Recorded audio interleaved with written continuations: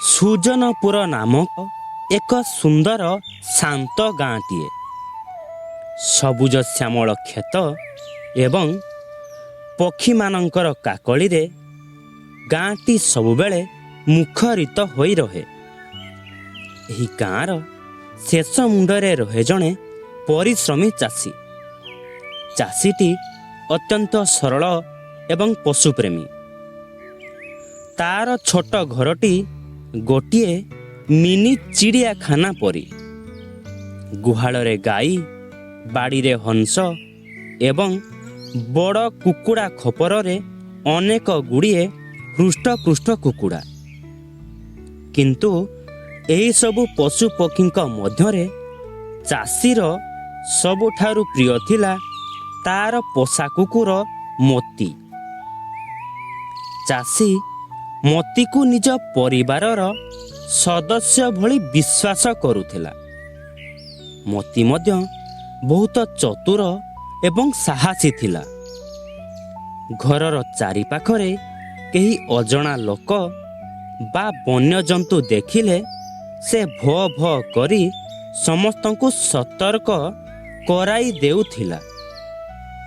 ଚାଷୀ ଭାବୁଥିଲା ମୋତି ଥାଉ ଥାଉ ତାର ସମ୍ପତ୍ତି ବା ପଶୁମାନଙ୍କର କେହି କିଛି କରିପାରିବେ ନାହିଁ।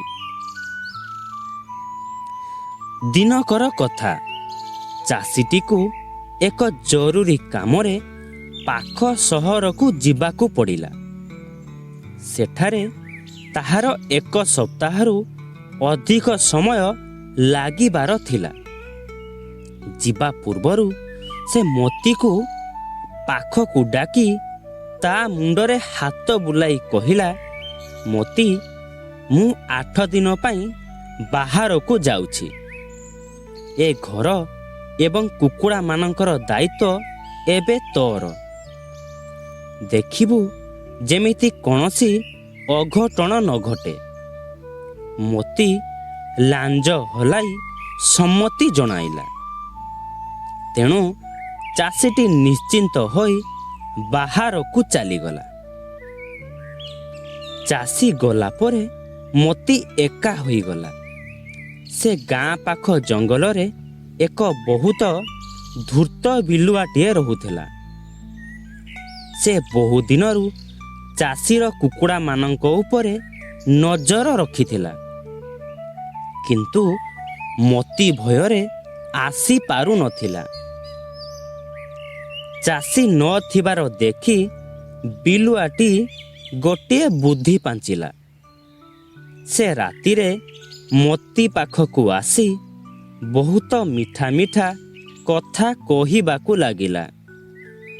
ସେ ମୋତିକୁ ପ୍ରଲୋଭନ ଦେଖାଇ କହିଲା, ଆରେ ମୋତି ଭାଇ, ତୁମେ ଦିନରାତି ଖଟି ଏହି କୁକୁଡ଼ାମାନଙ୍କୁ ଜଗୁଛ, କିନ୍ତୁ ବଦଳରେ ତୁମକୁ କ'ଣ ମିଳୁଛି? କେବଳ ଶୁଖିଲା ରୁଟି। ଦେଖ, ଏହି କୁକୁଡ଼ାମାନେ କେତେ ମାଂସାଳ। ଯଦି ଆମେ ଦୁହେଁ ମିଶିଯିବା, ତେବେ ପ୍ରତିଦିନ ଆମେ ଦୁହେଁ ମିଶି ଭୋଜି କରିବା। ପ୍ରଥମେ ମୋତି ମନା କରିଥିଲା, କିନ୍ତୁ ବିଲୁଆର କଥା ଶୁଣି ତା ମନରେ ଲୋଭ ଜାଗ୍ରତ ହେଲା। ବିଶ୍ୱାସ ଉପରେ ଲୋଭ ବହୁତ ଭାରି ପଡ଼ିଲା। ସେ ବିଲୁଆ ସହିତ ହାତ ମିଳାଇଲା। ସେହି ଦିନଠାରୁ ପ୍ରତିଦିନ ରାତିରେ ବିଲୁଆ କୁକୁଡ଼ା ଖପରରୁ ଗୋଟିଏ ଲେଖାଏଁ କୁକୁଡ଼ା ନେଇଯାଏ ଏବଂ ମୋତି ସହ ମିଶି ତାର ମାଂସ ଖାଏ। ମୋତି ଜଗୁଆଳି ହୋଇ ଚୋର ସାଜିଗଲା। ସେ କେବଳ ଖାଇଲାନି, ବରଂ ନିଜ ମାଲିକର ବିଶ୍ୱାସକୁ ଜଳାଞ୍ଜଳି ଦେଇଦେଲା। 8 ଦିନ ଭିତରେ ଅଧାରୁ ଅଧିକ କୁକୁଡ଼ା ଶେଷ ହୋଇଗଲେ। 8ମ ଦିନ ଚାଷୀ ଘରକୁ ଫେରିଲା। ମୋତି ତାକୁ ଦେଖି ପୂର୍ବପରି ଲାଞ୍ଜ ହଲାଇ ଖୁସି ହେବାର ଅଭିନୟ କଲା। କିନ୍ତୁ ଚାଷୀ ଯେତେବେଳେ କୁକୁଡ଼ା ଖପକୁ ଗଲା, ସେ ଦେଖିଲା ଯେ ଅଧାରୁ ଅଧିକ କୁକୁଡ଼ା ପ୍ରାୟ ଖପରରେ ନାହାନ୍ତି। ସେ ଆଶ୍ଚର୍ଯ୍ୟ ହୋଇଗଲା। ଖପ ଖାଲି ଖାଲି ଲାଗୁଥିଲା। ସେ କୁକୁଡ଼ା ଗଣି ଦେଖିଲା ଯେ ଅଧା କୁକୁଡ଼ା ନାହାନ୍ତି। ତାର ସନ୍ଦେହ ହେଲା, କିନ୍ତୁ ସେ ବିଶ୍ୱାସ କରିପାରୁ ନଥିଲା ଯେ ମୋତି ଥାଉ ଥାଉ କୁକୁଡ଼ା ଚୋରି ହେବ। ଠିକ୍ ସେହି ସମୟରେ ବିଲୁଆଟି ବାଡ଼ି ପଛପଟେ ଲୁଚି ବସି ରହିଥିଲା।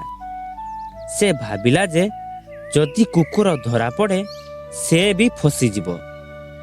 ତେଣୁ ସେ ନିଜକୁ ବଞ୍ଚାଇବା ପାଇଁ ଚାଷୀ ପାଖକୁ ଆସି କହିଲା, ମାଲିକ, ତୁମେ ଯାହାକୁ ବିଶ୍ୱାସ କରୁଛ ସେ ହିଁ ତୁମର ଶତ୍ରୁ। ମୁଁ ଦେଖିଛି ଏହି ମୋତି ପ୍ରତିଦିନ ମୋତେ ଡାକି କୁକୁଡ଼ା ମାରି ଖାଇଛି। ଏହା ଶୁଣି ମୋତି ରାଗିଯାଇ ବିଲୁଆକୁ ଆକ୍ରମଣ କରିବାକୁ ଚେଷ୍ଟା କଲା।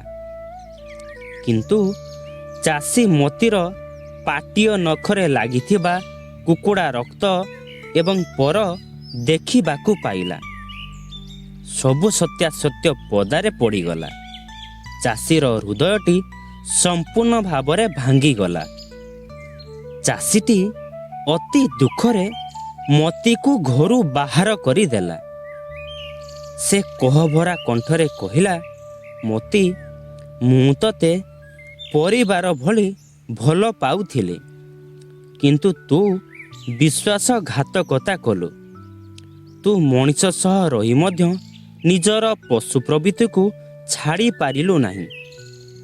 ଯିବାବେଳେ ସେ ଏକ ପୁରୁଣା ପ୍ରବାଦ କହିଲା, କୁକୁର ଲାଞ୍ଜ 12 ବର୍ଷ ନଳୀରେ ପୁରାଇଲେ ବି ସିଧା ହୁଏ ନାହିଁ। ଏହାର ଅର୍ଥ ହେଉଛି, ଯାହାର ସ୍ୱଭାବ ଖରାପ ତାକୁ ଯେତେ ସୁଧାରିବାକୁ ଚେଷ୍ଟା କଲେ ବି ସେ ଶେଷରେ ନିଜର ଅସଲ ରୂପ ଦେଖାଇ ଦିଏ। ମୋତିକୁ ନିଜର ଭୁଲ ପାଇଁ ଜଙ୍ଗଲକୁ ଯିବାକୁ ପଡ଼ିଲା ଏବଂ ବିଲୁଆ ମଧ୍ୟ ନିଜର ଚତୁରତା ପାଇଁ ଗାଁ ଲୋକଙ୍କ ଠାରୁ ମାଡ଼ ଖାଇ ପକାଇଲା। ତେଣୁ ବନ୍ଧୁଗଣ, ବିଶ୍ୱାସ ହେଉଛି ସବୁଠାରୁ ବଡ଼ ସମ୍ପତ୍ତି। ଥରେ ବିଶ୍ୱାସ ଭାଙ୍ଗିଗଲେ ତାହା ଆଉ କେବେ ବି ଯୋଡ଼ି ହୁଏ ନାହିଁ।